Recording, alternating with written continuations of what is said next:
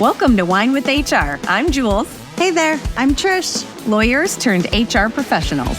Through our company, Monarch Endeavors, we guide employers through their oh shit moments with their employees. In this podcast, we will discuss some of the most common and commonly frustrating HR problems while enjoying our favorite adult beverage, wine.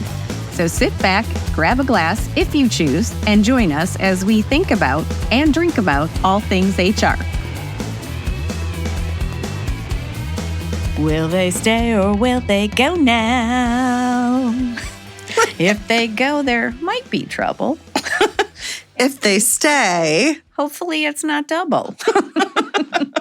Welcome to this episode of Wine with HR. Today we will be discussing state interviews, what they are, some of the benefits they can provide, and some of the challenges that come with them.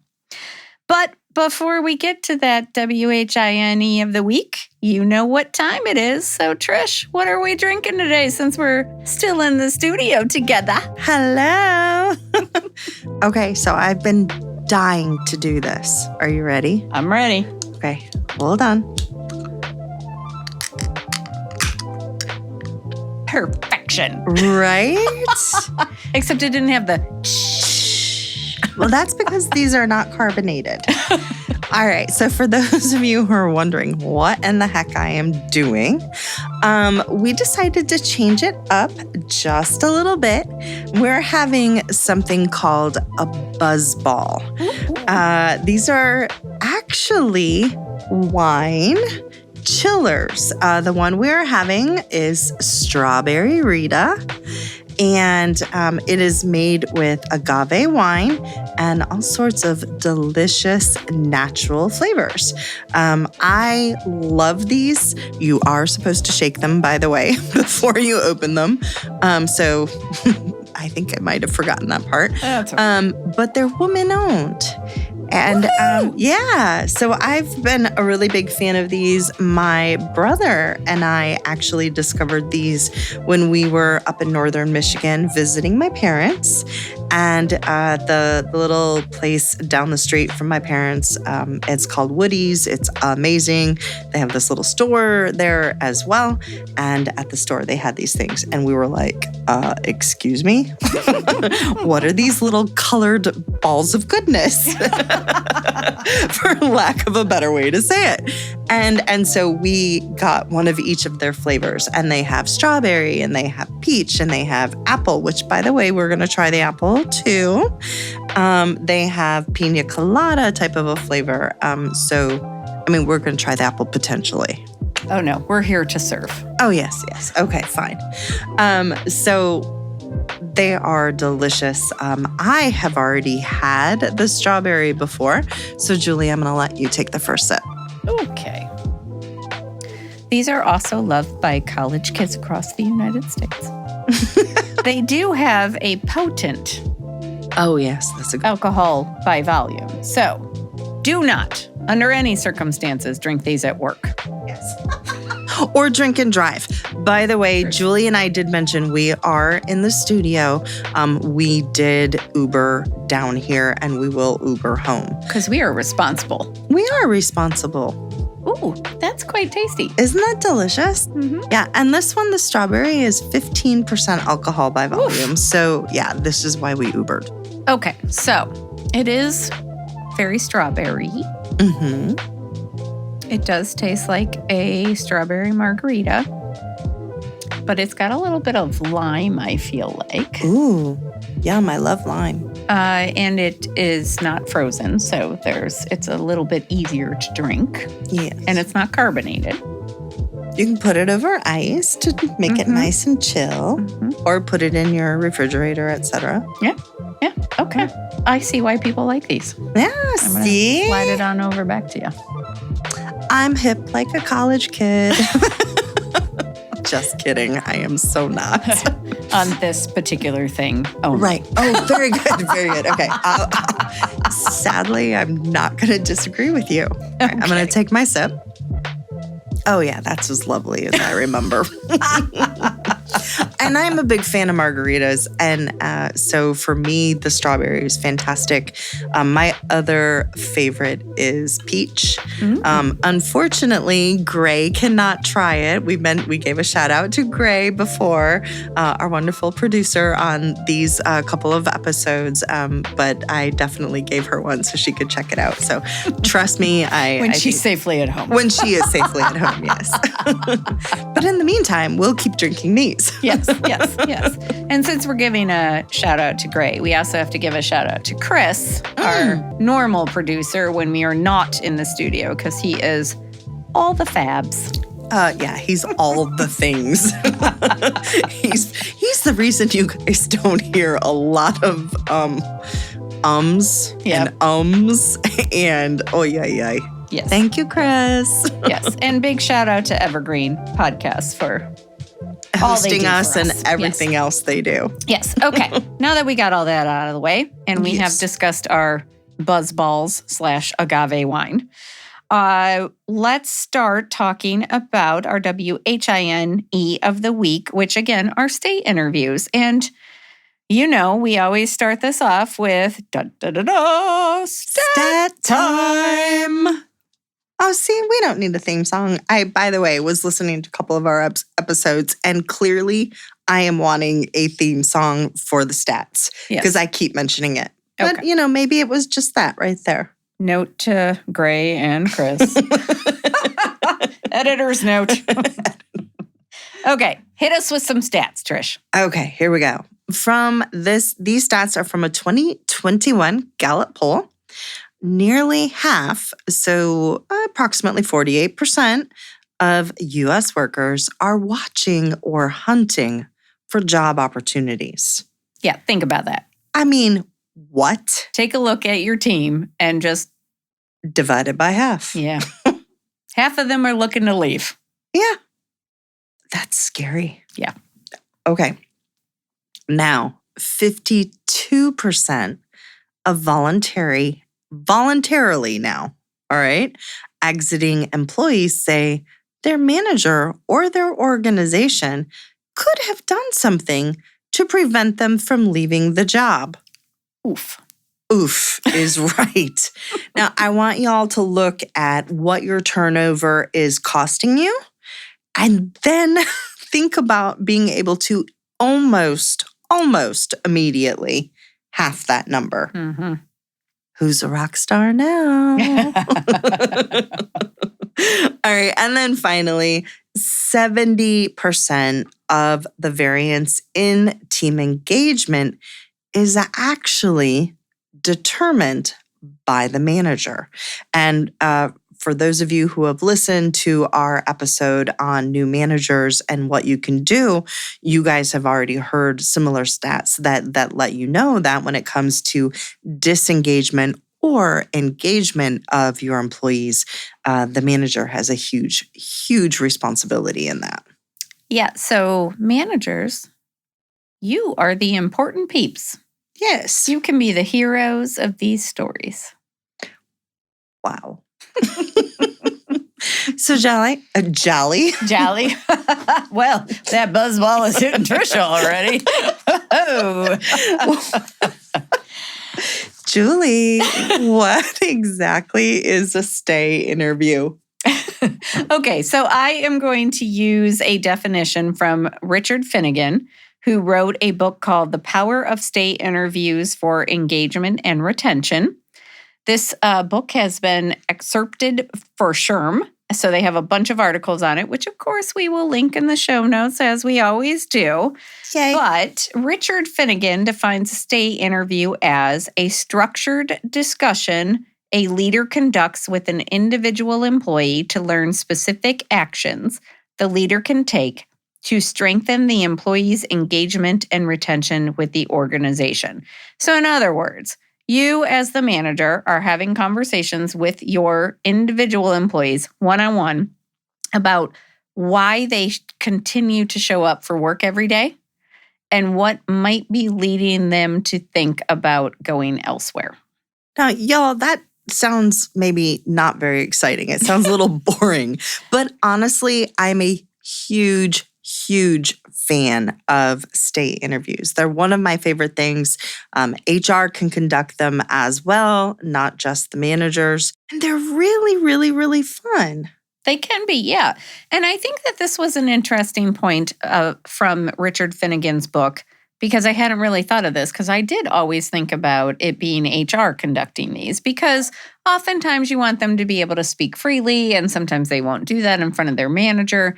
But I thought he made a good point, which is that you want the manager to be involved because you want the manager to hear it directly from the employee about, That's huge. right? About what is keeping them there or what is making them think about leaving. And sometimes that message can get diluted if it comes through HR as sort of like a third party or grapevine sort of situation. And then I think a lot of times when it comes that way too, people could start to maybe have a negative tone to it or think that there was a complaint versus, no, this was meant to be positive and proactive. Absolutely.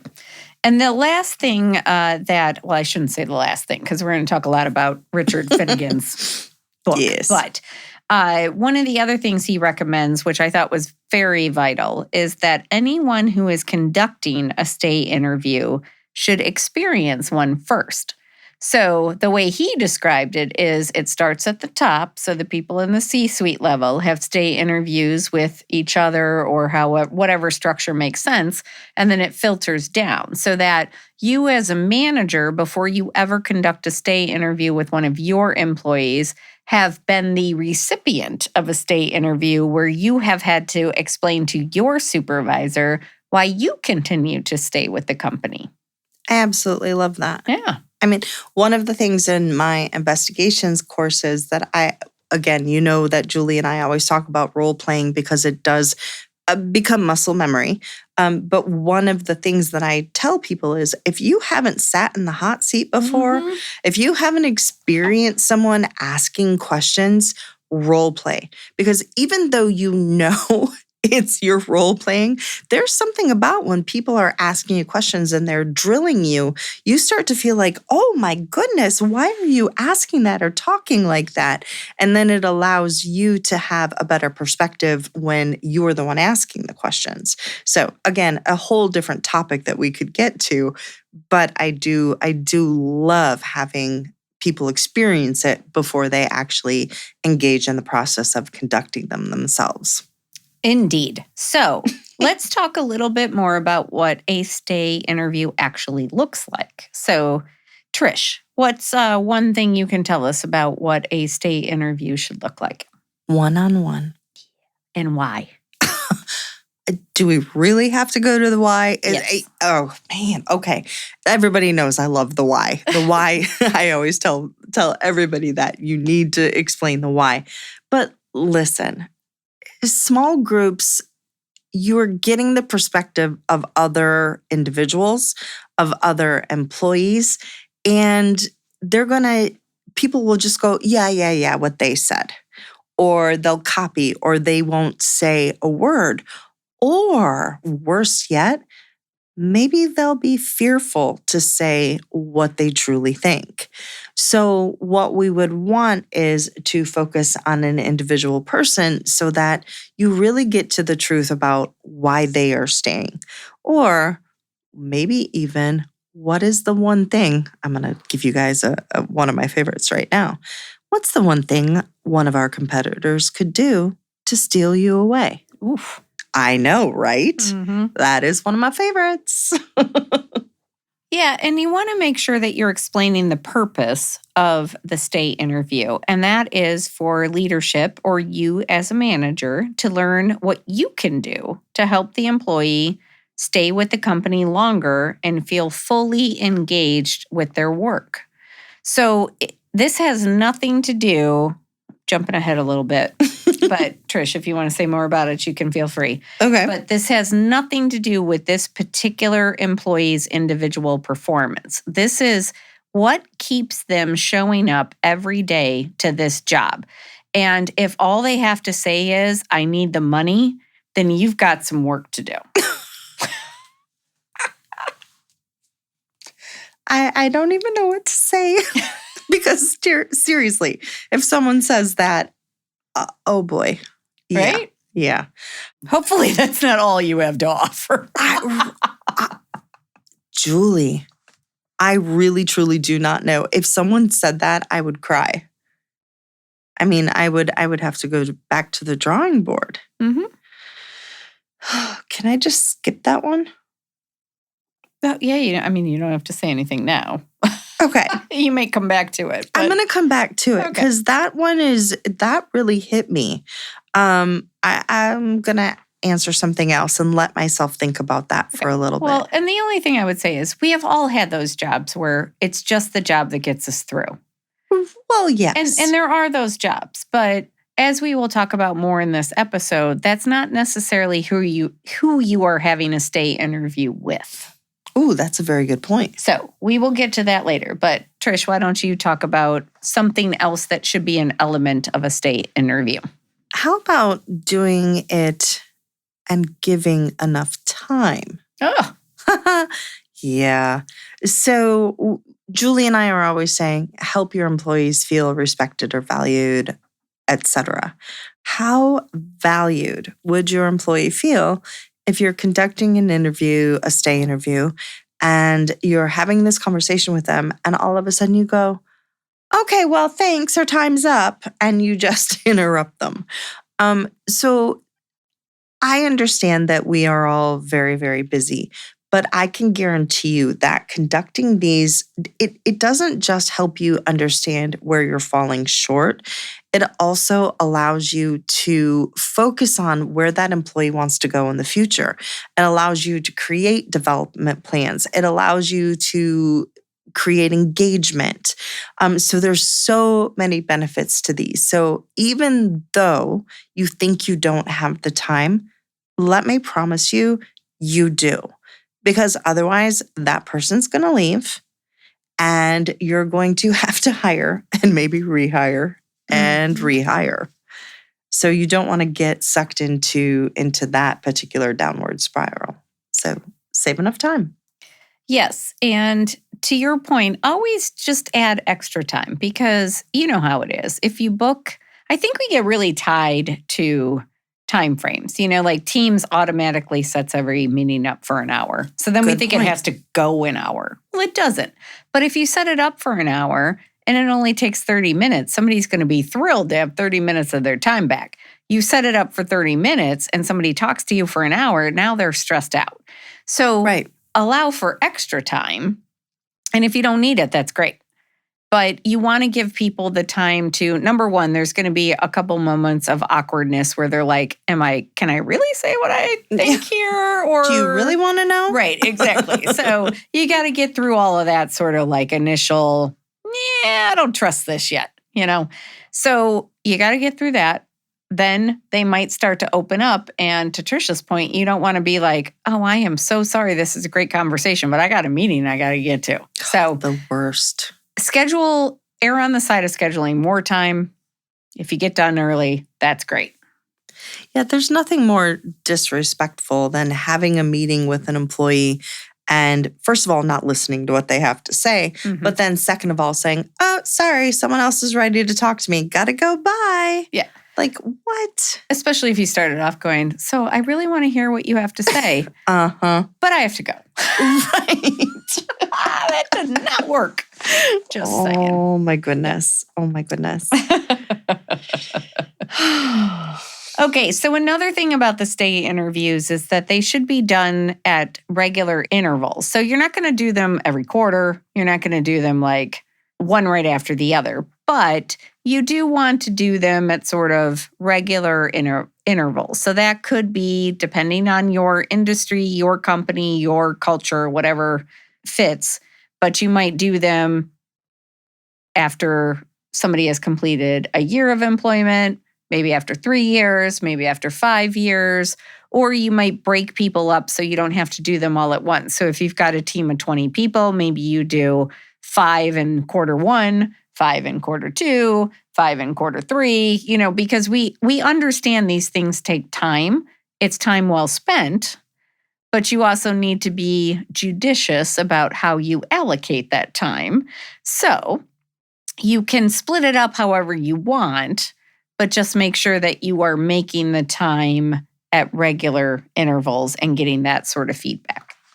Okay, that was amazing. But now I have to drop a truth bomb on everyone. Are you ready? I don't know. I managed to say the word judicious without I was stumbling really over it. impressed. So, yes. 15%. I want you all to listen to me very, very closely. This is separate from performance. This is not part of your evaluation process. What we are talking about here is you having an actual conversation. Remember those conversations we talk about all the time? Yeah, and again, by the way, your employees aren't going to do this if you haven't created that safe space. So first you need to create that safe space. And then second, you need to start having these, because what we're asking you to do is ask them what's going to keep them. What could cause them to leave? This is about wanting to retain those employees that are bringing something to your company that maybe no one else could offer. Or maybe someone could, but why would you not want to keep the wonderful person you have in front of you? And so understanding their perspective and the things that could cause them to leave. Maybe it's the work-life balance. Maybe for them it is pay. Maybe it's that they don't feel respected. If you don't know those things, you don't know how to fix them.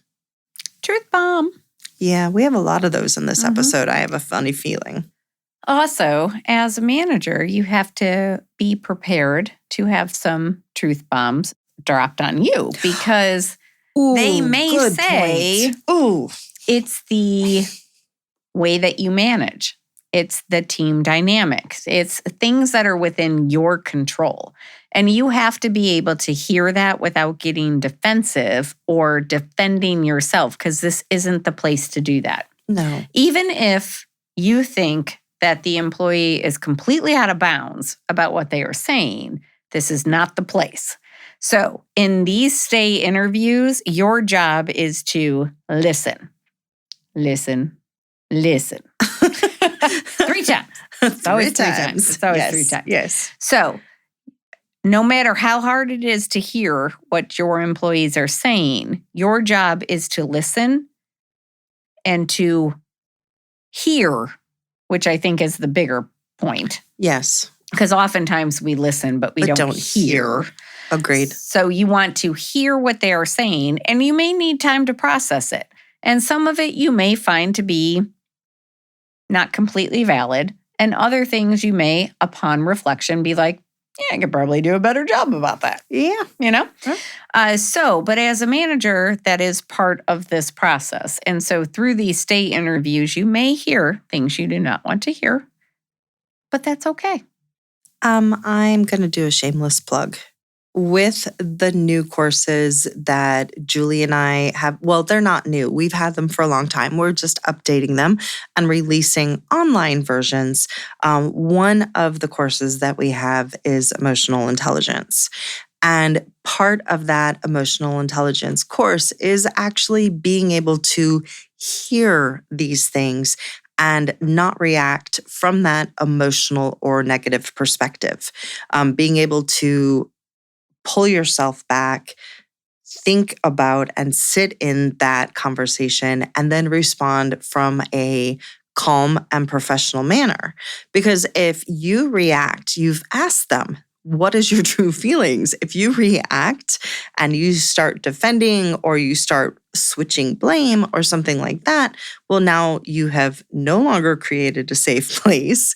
You have done exactly the opposite of what you intended to do. And so I would highly, highly recommend for those of you who are like, nope, I can't do this. Just sit with that course, try that course out, or even if you are not ready to take the course, do a little investigating on what emotional intelligence is and how it could benefit you when people are saying things that maybe aren't going to feel very good. For sure. And I think it's important to note that that is human nature. Oh, yeah, for all of us. None of us like to hear criticism. Nope. And I certainly have been in that boat, and I have learned to do exactly what you're talking about. If somebody says, you know what, the other day you said this and I just wasn't quite sure how to take it, or it made me feel this way, or whatever the case may be, I have taught myself to be able to sit and say, okay, well, that certainly wasn't my intention. I can see why you thought that. Yep, maybe I didn't show up as my best self, Yep. or just saying, I hear you. I need a little bit of time to think about that, but I do want to circle back. And I appreciate that you had the courage to tell me. Bingo. Something that was probably really hard for you to tell me. And for those of you who work with friends, we do have an episode on that because, Julie and I have been friends for, longer than we haven't. Yeah. We're just going to say it that way. And we have had to have some of these difficult conversations, not just as friends, but also, this is a professional environment. When we work together, we need to be able to trust each other and share things and know that the other one isn't going to get offended and maybe even take advantage of the friendship. And so in all areas of my professional life and in my personal life, being aware of my emotions has most certainly benefited me. Do you love news about LinkedIn, Indeed, Google, and just about every other recruitment tech company out there? Hell yeah. I'm Chad. I'm Cheese. We're the Chad and Cheese Podcast. All the latest recruiting news and insights are on our show. Dripping in snark and attitude. Subscribe today wherever you listen to your podcasts. We out.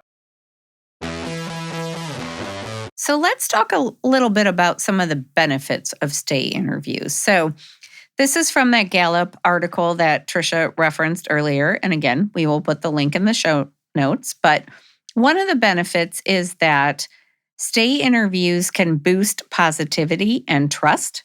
So if they are done right, again, you do not want to just slap these things together or walk into a room and be like, so why do you stay here? Why you keep coming back every day? You want to be prepared. You want to have your questions. You want to do the same questions for each person you're doing a stay interview with. But when they are done right, they help employees feel appreciated and valued, two of our favorite words. Yes. As human beings, not just employees. And then you are showing that, again, if you can sit there and receive criticism about your practices or how you manage or about the company or anything that you might be sensitive about, if you can sit and hear that from employees and not react in a negative way, that will help build trust with your employees that they can actually come to you when they have a problem. And that is really, really vital. Huge. Yeah. And by the way, the problem may not be with you. It may be with the company. Right. But even if it is with the company, you don't want to defend the company either. And you don't want to agree that the company sucks, FYI. Right. There's a happy medium. Yes. So I think one of my favorite things about the benefits is that it really does allow managers and employees to take control of their own role when it comes to improving their experience. I think this is vital. A lot of times people will sit back and think there's nothing I can do. This is out of my control. And they don't realize that it absolutely is within their control. First of all, they could leave. And that is what we're trying to prevent, right? Right. But getting that message out there that both parties or all parties are, in fact, responsible for the employee experience or the employment experience, I think that places ownership in both on both sides of the court, so to speak. And so it's okay, let's you were talking in one of our other episodes about passing the ball, right? So I'm thinking more of a tennis court, thinking, okay, I'm going to hit it. This is what I'm thinking. And then the employee comes back with, this is what I'm thinking. And then vice versa. So you keep going along that path. And then all of a sudden, you figured it out. Yeah. And, everybody likes to have some sense of control. Right. So if you can give that to people, that's a gift. Exactly. One of the last benefits that we'll talk about, which may not seem like a benefit off the bat, but stay interviews can expose triggers. So they can help you as the manager or the HR professional identify unforeseen challenges and barriers that could lead to a more satisfying employee experience. So if you do develop that trust that we were talking about, and you can actually get your employees to open up about what might be leading them to leave, and you can identify those things, then you may have the power to change them. Now, not everything's going to be within your control, but sometimes even if you can just acknowledge, yeah, I hear you. You're right. That's a problem. I don't know how quickly we can fix it, but I am committing to you that I'm going to try to do what I can. That can be really powerful and could get somebody to stick around a lot longer. So exposing those triggers is really important because, again, a lot of times what we're talking about with these stay interviews is those employees you really, really, like if they came in and said, I'm turning in my resignation, you would be like, crushed. Oh, God. Yeah, I was going to say something else. A little bleep out, Yeah. Crap. Okay. So those employees, those are the ones we're talking about that you're having these conversations with where you're like, oh my God, if you told me you were leaving, I would be devastated. Yes. And it would be a big loss. So are you talking about me? Yeah, of course I'm talking about you. Yay. Yeah. She goes, yeah. But those are the ones that you want to know what those triggers are. So, Sure. And again, for the most part, it is never money. Money is the last thing. So Typically, yes. Most people will stay, even if they could get a job paying more. If they like where they are, they like their manager, they feel like they're being valued and appreciated, they feel like they're getting development opportunities, all of those things, they will stay for less money. But if all of those other things aren't adding up, and then they get offered a job for more money, they're like, peace out. Yeah. And Julie, I want to just piggyback off of what you said. So incredibly important. But there's something that's even more important. You have to actually create action to remove those barriers. If someone tells you that these barriers exist, and then you go, oh yeah, that really sucks, or that's really terrible, and then you don't do anything about it, how valued is that person going to feel? Not at all. Exactly. Yeah. So create some action plans. And look, y'all, we understand you may not be able to do anything. You may not be able to do anything at the moment, but acknowledge what they said. Tell them that you're going to work towards a solution. And maybe even, if it's possible, why you can't offer a solution immediately. Yes. Okay, so you may still be wondering, so how do I conduct a stay interview? So let's talk about some of the questions that you could actually ask your employees. So, Trisha, what's one of your favorite questions to ask? Well, I think I told you guys one of my favorites, which is if one of our competitors could get you to leave, what is the one thing that they could do to steal you away from us? The reason that is my favorite is it kind of it gives them an out. It gives them an out because they don't feel like, oh, now I'm not saying anything bad about the company. This is a safer way to say it. And so they could say, well, they could offer me X or Y or Z. And then you can kind of delve further into it. So that is by far one of my favorite questions. Yeah, I think that's a great one. Yeah. And as you're asking these questions, they should be open-ended because, again, you are please, supposed to be yes. listening 80% of the time. So you want to ask those open-ended questions. But another one could be something along the lines of, what are you learning here and what do you want to learn? Or maybe a different way to say it is, what other jobs here interest you?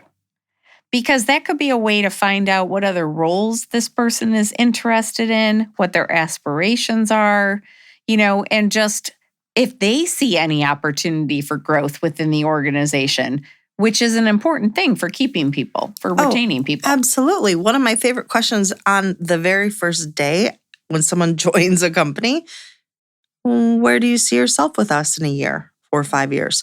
They usually look at me, and I tell my classes this all the time, like I have like 3 or 6 or 10 heads.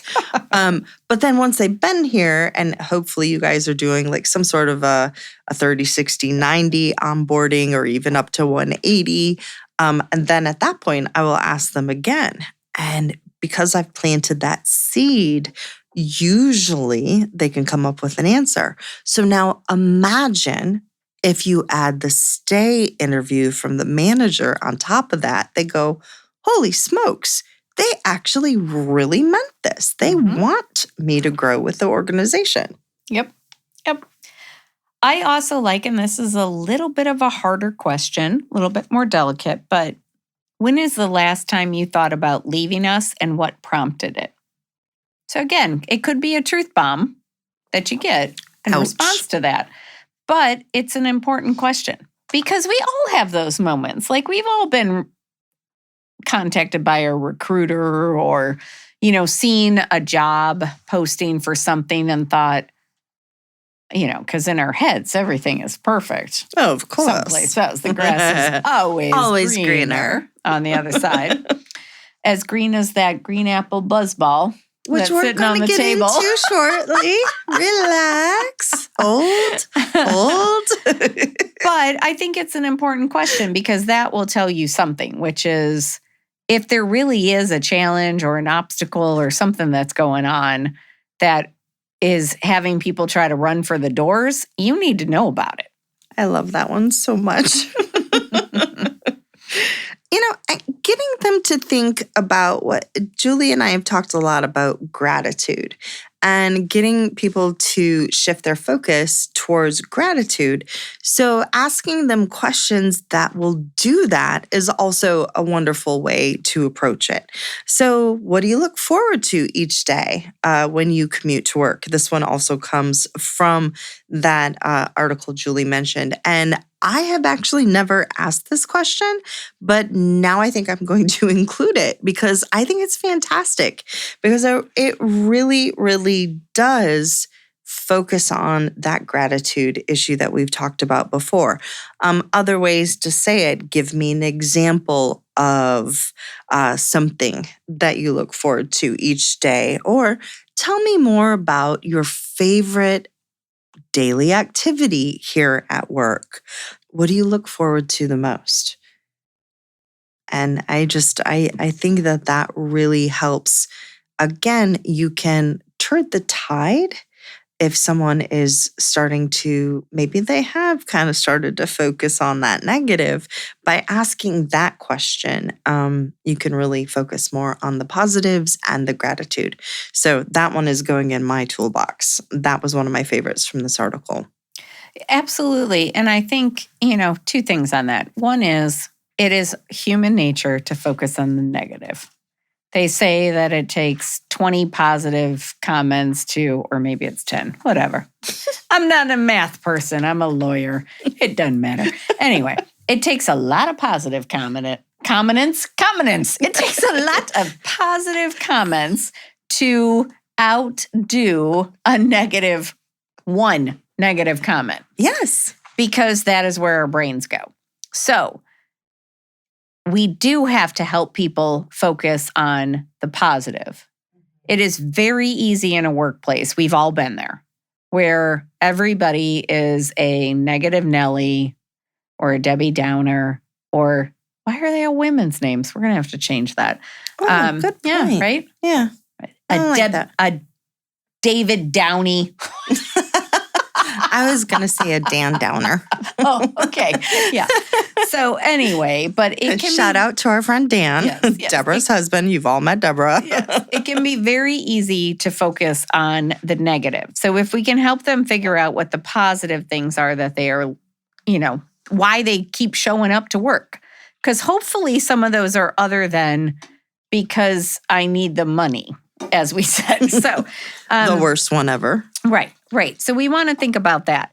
One of my other favorite questions, because this does help build that trust relationship, is for the manager to say, how can I best or better support you? That is actually one of my favorite questions.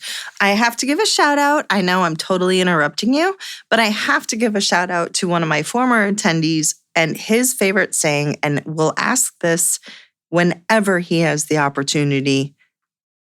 How can I best support you today? Or how can I help you succeed today? I love it. Right? Yeah.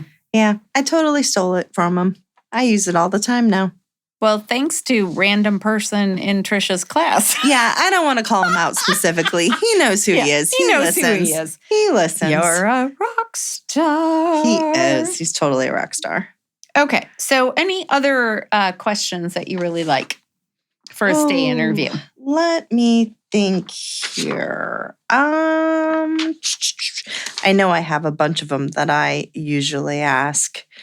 Oh, you could even kind of going off of what you just said, what can I do to make your job better for you? Or easier. Mm-hmm. Yeah. And I know we said we were focusing on the positive, but I also think it can be helpful to ask, what really frustrates you? Why do you stay? Well, why do you stay? But also, what really frustrates you? So, oftentimes those are fixable things because they tend to be either logistical things, bureaucratic things, things that hopefully we can eliminate. Yeah. But just asking that question and giving people the freedom to say, oh my God, you know what frustrates me is that every time I go to log into this program, it takes me 5 tries. Oh, or, that's a good one. We all have things saved in a different drive, or I can never find the form that I need, or, those sorts of things that really do suck up a lot of your time on a day-to-day basis. And if we could eliminate those things. This department never answers my emails until I include their manager. Right. Which that is a topic we should include for another podcast, which is interdepartmental cooperation. Check. That sounds like a Harry Potter thing. Oh my goodness. All right. We're not going down the Harry Potter road. She and I will both get, no. Okay. I want to give you guys just a couple more of my favorites. These do not come or did not come from the article. So some of my favorites that I have, do you feel respected by me as your manager? Mm-mm. I know, right? That could be a truth bomb. It could be. Or do you feel respected by your peers? Oh. Right? Mm-hmm. That one, as you mentioned, really, really can be dangerous.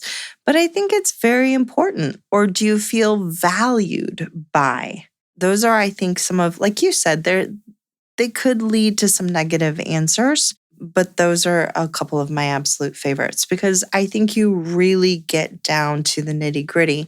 We want people to feel that they have been heard. We want people to feel that they're valued. And if they don't feel valued or respected or heard by their peers, by their manager, by their supervisor, or direct skip level managers, there could be a really big issue there. And so I think just asking that simple question or asking those in multiple different ways. Now, if you guys will notice, I said one thing and then I expanded on it in 3 separate ways that were all very similar. Sometimes people aren't necessarily comfortable answering a question. If you ask it and change it just subtly or just a little bit, all of a sudden they go, oh, oh, wait a minute, that actually resonates with me, and they'll respond. So I like to ask those, and I like to ask them in multiple different ways, like I said. Yeah. Or if you get nervous in situations like this or conversations like this and you don't know what to say, a great fallback is, tell me more. Tell me more about that. Can you talk a little bit more about that? Yeah. Like I'm really interested to hear what you have to say. Tell me more. I love that. That's a so great much. one. It's easy. It can be your fallback for everything. But it opens the conversation to them telling you whatever it is that they feel they need to tell you. I'm going to piggyback off of that again. One of my favorite things is addressing something to move forward. Mm-hmm. I cannot stand when people come at me with complaints. I'm sorry. I know that may sound mean, but I don't like complaints. I want you to come at me with solutions. Now, in this case, we are asking them for those complaints, right? But what happens if we say to them, once they have given them the opportunity to share their feelings, if we say, so how would you fix it? Mm-hmm. Ooh. Yep. Well, so truth bomb. Ready? Ready. Every negative comment is the potential for a positive path forward. Wow. That really is a truth bomb. See, we need a note to Gray and Chris. Drop bomb sound here. Just in case Julie's didn't get the point across, which I actually think it did. So never mind. Forget it.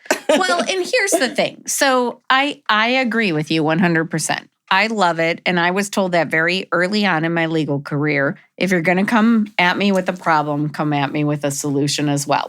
Yeah. And I do fully appreciate it when people do that. I sense a but coming. There is a but. And I think that is that a lot of people haven't learned that yet. Right? Mm-hmm.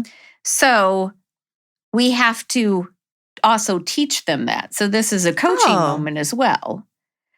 But it's really on us anyway, because if there are employees and it's not their job to figure out the solution. Oh, good point. Then that's on us as the manager or leadership or whatever the case may be.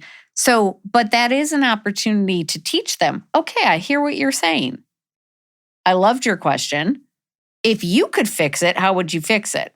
Because then think about if you actually take even part of what they tell you. That's what I'm saying. As the solution, exactly. Right? But you give them some ownership, which we talked about earlier, some control over the situation.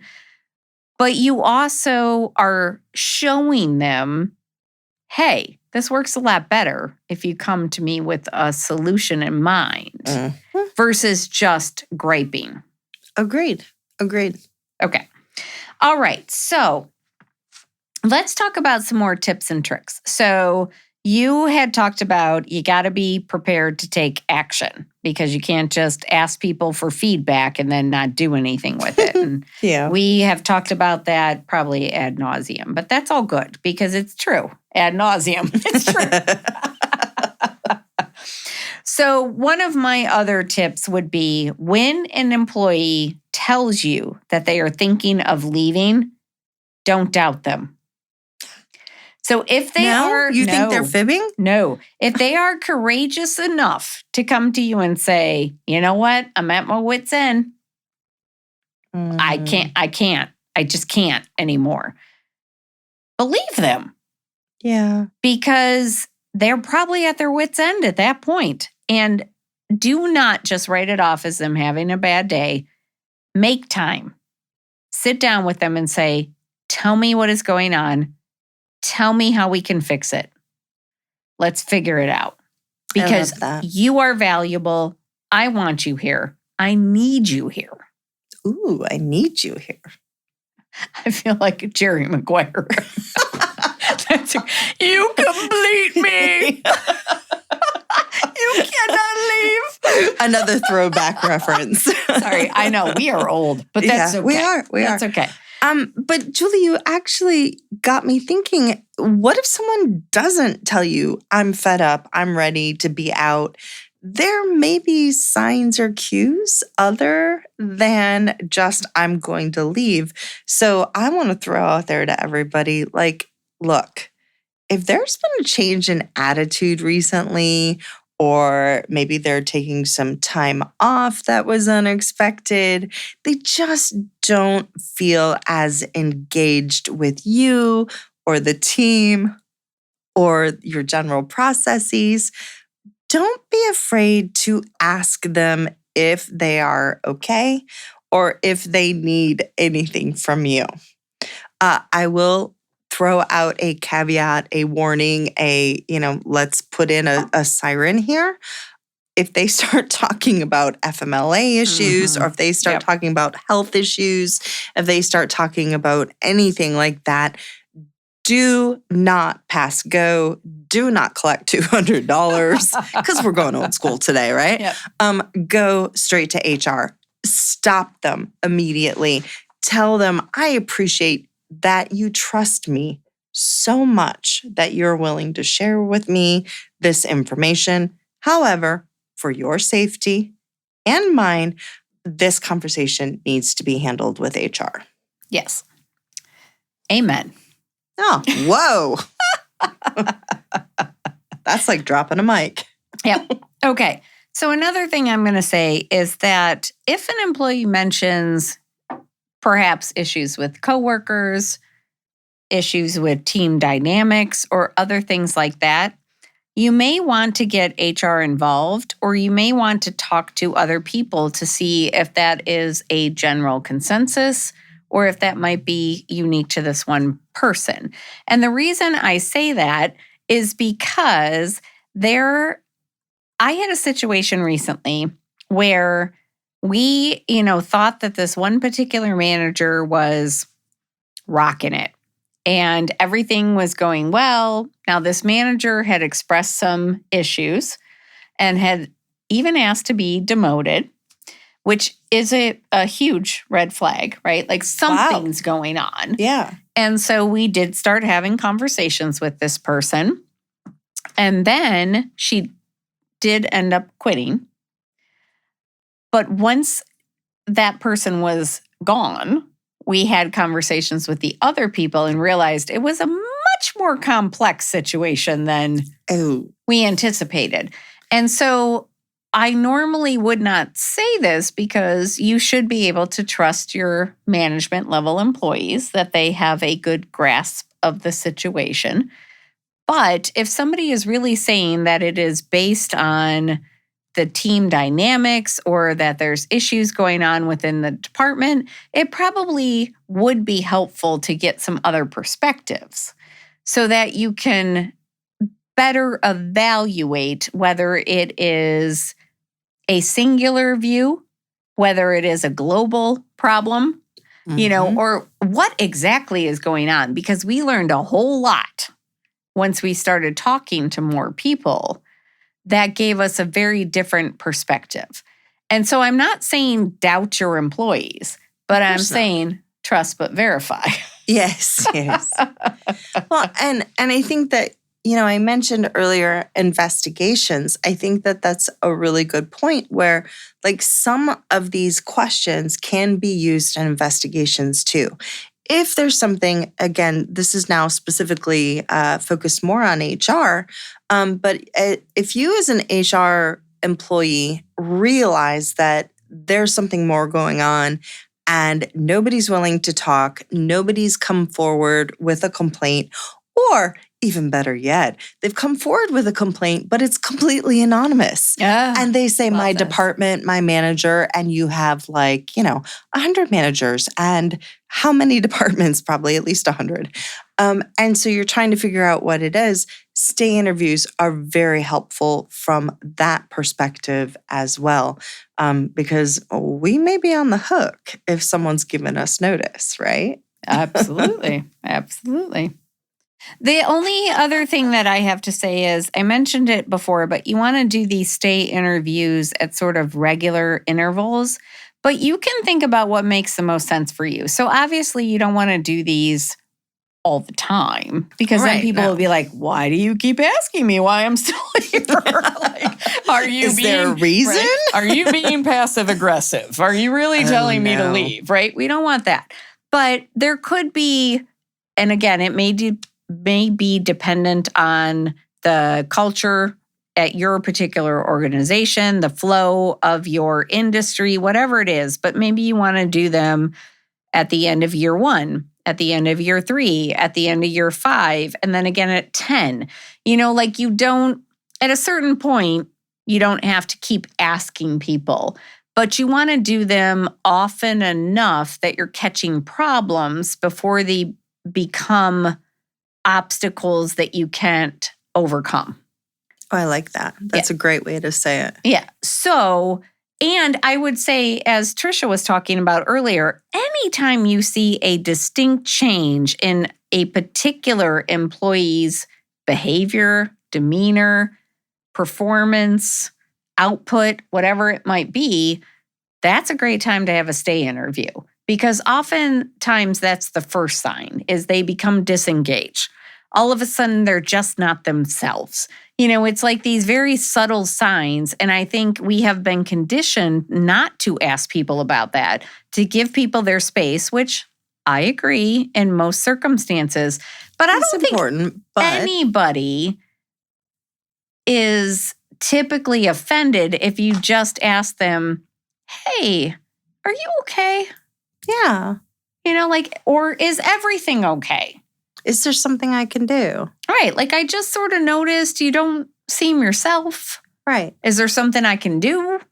Can I better support you? That question. There's our question. Like there are easy ways to open up the conversation.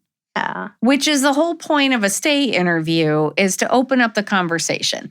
And the other thing that I will say, this was a great point from one of the articles, which again, we'll have them in the show notes, is when you're having these stay interviews or these kind of more intimate conversations with employees, you don't have to do it in your office.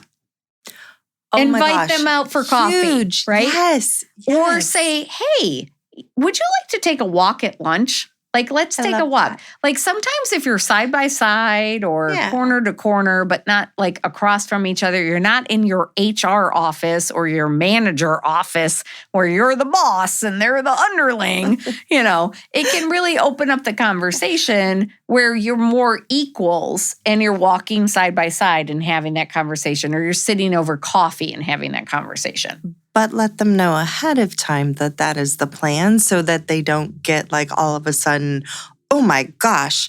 I'm getting fired today. Yeah, they invited me on this walk because, right, give them a heads up like, hey, I want to have this conversation. And I think it would be fun to have it over coffee or while we walk so that we can really just relax and be ourselves. Yeah. And I think that there was something else that you mentioned that I think was really, really important. And that is, you don't have to have these with everyone. Now, we want it to be inclusive, but it doesn't really need to happen with everyone. But if you are having them, can I say it one more time, Jules?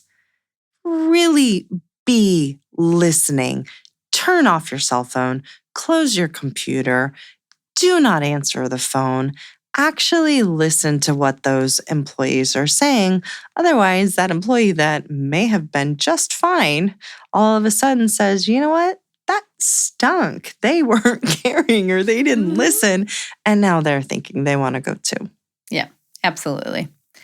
All right. So let's get back to our buzz balls. Okay, so y'all don't know this, but in the middle, we switched from the strawberry to the green apple. And I'm thinking, Julie, the green apple is not your cup of tea? It's a lot. It really is like sucking on a Jolly Rancher. With I don't know, some sort of aftertaste. No offense to the buzzball lady, woman owned, love ya. But yeah, it's vivid. It's vivid.